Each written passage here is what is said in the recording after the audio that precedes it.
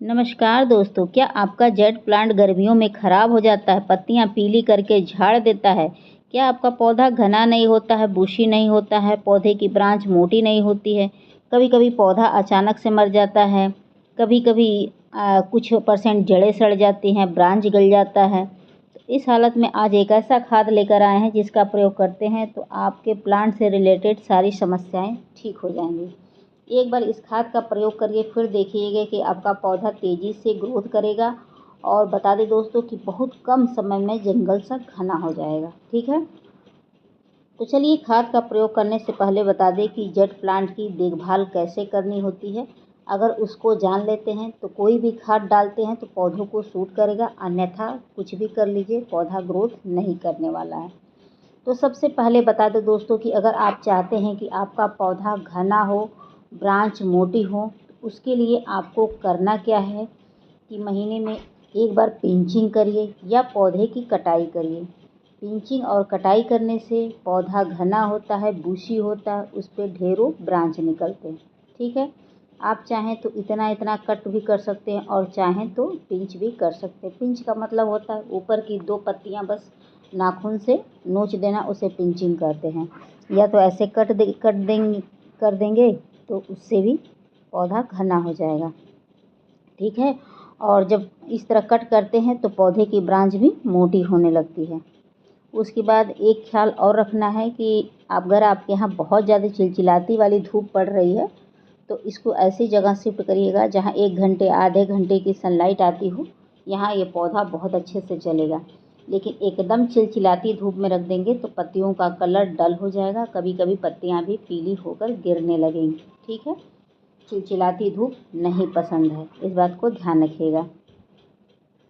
उसके बाद क्या करिएगा कि महीने में एक बार पौधे के ऊपर फंगिसाइड का स्प्रे कर दीजिएगा। फंगिसाइड का स्प्रे कर देने से ये होता है कि कोई भी पौधा अचानक से नहीं खराब होता है, ना गलता है। ठीक है, फंगिसाइड का स्प्रे बहुत ही ज़रूरी होता है। अगर फंगिसाइड नहीं है तो उसकी जगह आप हल्दी का भी स्प्रे कर सकते हैं दोस्तों। ठीक है, उसके बाद बता दें कि अगर आप इस पौधे को नर्सरी से खरीद के लाते हैं तो एक बात का ध्यान रखिएगा कि छोटे गमले में लगाइएगा और पौधे की मिट्टी वेल ड्रेन तैयार करिएगा। ऐसी मिट्टी जिसमें आप पानी डालें और पानी छनके निकल जाए, पानी का ठहराव ना हो। कोई भी मिट्टी लीजिएगा उसमें 50% रेत ज़रूर मिला दीजिएगा और 20% कोकोपीट। ठीक है, उसके बाद लगाइएगा। गमला इसलिए छोटा लिया जाता है क्योंकि इसकी जड़ें अधिक गहरी नहीं होती हैं और जिसकी वजह से ये पौधा ख़राब हो जाता है। क्यों ख़राब हो जाता है? जब जड़ें अधिक गहरी नहीं होंगी और आप कंटिन्यू पानी देते रहेंगे तो जड़ें सड़ने लगती हैं। ठीक है, इस बात को ध्यान रखिएगा। और पौधों को जब भी पानी दीजिएगा तो मिट्टी चेक करके दीजिएगा, ओवर वाटरिंग नहीं करिएगा। ओवर वाटरिंग की वजह से यह पौधा अचानक से ख़राब हो जाता है, गल जाता है। अगर आपके यहाँ कंटिन्यू बारिश हो रही है यानी कि लगातार बारिश हो रही है तो एक बात का ख्याल रखिएगा कि इसे बारिश में आप शिफ्ट ना करिएगा, अन्यथा यह ख़राब हो जाएगा क्योंकि इसे अधिक पानी नहीं पसंद होता है। और आप कंटिन्यू बारिश में रख देंगे तो फिर ये पौधा ख़राब हो जाएगा।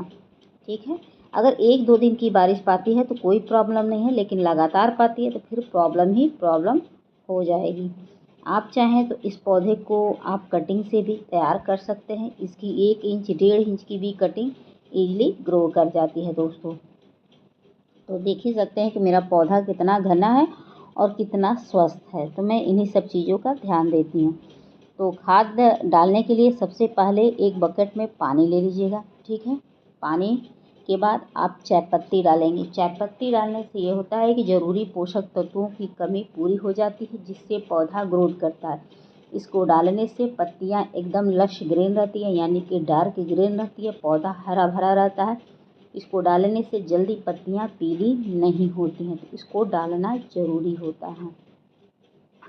उसके बाद मैंने ये केचुए की खाद लिया यानी वर्मी कंपोस्ट। वर्मी कंपोस्ट डालने से ये होता है कि पौधे की मिट्टी जो होती है वो ताकतवर होती है। जब मिट्टी ताकतवर होती है तो पौधा कंटिन्यू ग्रोथ करता है दोस्तों। इसको डालने से पौधे की मिट्टी में केचुए उत्पन्न होते हैं। जब केचुए उत्पन्न होते हैं तो पौधे की मिट्टी की ताकत को बढ़ाते हैं, प्लस मिट्टी को भी ढीला बनाते हैं। ठीक है, इसका भी प्रयोग आप ज़रूर करिए, देखिएगा कि आपका कैसा भी पौधा रहेगा वो हरा भरा हो जाएगा। और बहुत कम समय में। ठीक है, तो इसको भी मैंने डाल लिया है पानी के अंदर। आप लोग भी चाहें तो लिक्विड फॉर्म में ही डालिएगा, लिक्विड फॉर्म में ज़्यादा बेहतर होता है, बराबर मात्रा में मिल जाता है, नहीं तो कहीं इधर उधर अटक जाएगा। उसके बाद दोस्तों मैंने ये नीम खली लिया है। नीम खली इसलिए डाला जाता है कि मिट्टी के अंदर कभी कभी कीड़े मकोड़े उत्पन्न हो जाते हैं जो जड़ों को खाते हैं, खोखला करते हैं, जिसकी वजह से हमारे कभी कभी पौधे अचानक से मर जाते हैं। क्योंकि जब ज़्यादा कीड़े मकोड़े लग जाते हैं तो फिर वो जड़ों को खाना शुरू कर देते हैं। तो उससे बचाव के लिए नीम खली डालना बेहद ज़रूरी होता है। ठीक है, उसके बाद मैंने ये एप्सम सॉल्ट लिया है दोस्तों। एप्सम सॉल्ट अगर आपको एक गमले में डालना हो, छोटा गमला हो तो 1 चम्मच का चौथाई हिस्सा डालिएगा। अगर आप ज़्यादा गमले में डालना हो तो 2-2.5 चम्मच के करीब लीजिएगा। तो मैं 2-2.5 चम्मच के करीब लूँगी। तो दोस्तों इसके फ़ायदे बता दें कि इसको डालने से मिट्टी एसिडिक होती है, जिससे जड़ों का निर्माण होता है। जब जड़ों का निर्माण होता है तो पौधा ग्रोथ करता है। जिस पौधे पे आपको बहुत कम पत्तियां दिख रही हों या पत्तियों का कलर लाइट दिख रहा हो या डल दिख रहा हो, उस हालत में इसका प्रयोग कर देते हैं तो पौधा बहुत ही हरा भरा हो जाएगा और स्वस्थ हो जाएगा। अगर आप इसको फूल वाले पौधे में डाल देते हैं तो बता दें कि फूलों का साइज बढ़ता है, फूलों की संख्या बढ़ती है। आप इसका छिड़काव भी पौधे के ऊपर कर सकते हैं, पौधे के लिए हितकर होगा दोस्तों। ठीक है, तो ज़रूर करिएगा। तो चलिए अगला दिखाते हैं। तो अगला मैंने दोस्तों ये लिया है आपका, ये एलोवेरा है और प्याज मैं पीस के रखी थी और करीबन मुझे 7-8 दिन तो हो ही गया होगा। और देख सकते हैं कि कितने अच्छे से गल गया है और पानी में मिल गया है। इसको डालने से बता दें कि जो जड़ें निर्मित नहीं हो रही हैं, पौधा ग्रोथ नहीं कर रहा है, पौधा मरने के कगार पर पहुंच गया है, तो इसको डालते हैं तो ये सारी समस्याएं ठीक हो जाएंगी। एक बार इसका प्रयोग करके देखिए, आपको बेहतरीन से बेहतरीन रिजल्ट मिलेगा। तो आप लोग खुद ही देखिए कि मैं इन्हीं सब खाद का प्रयोग करती हूँ और मेरे पौधे कितने हरे भरे रहते हैं। ठीक है, तो आप इस लिक्विड का प्रयोग सभी तरह के पौधे में कर दीजिएगा, चाहे वो कोई भी पौधा हो, A to Z सभी पौधे में कर सकते हैं। चाहे फल हो, फूल हो, सब्जी हो, इंडोर हो, आउटडोर हो, कोई भी हो पौधा उसमें कर दीजिएगा और बहुत अच्छा रिजल्ट आपको मिलेगा दोस्तों।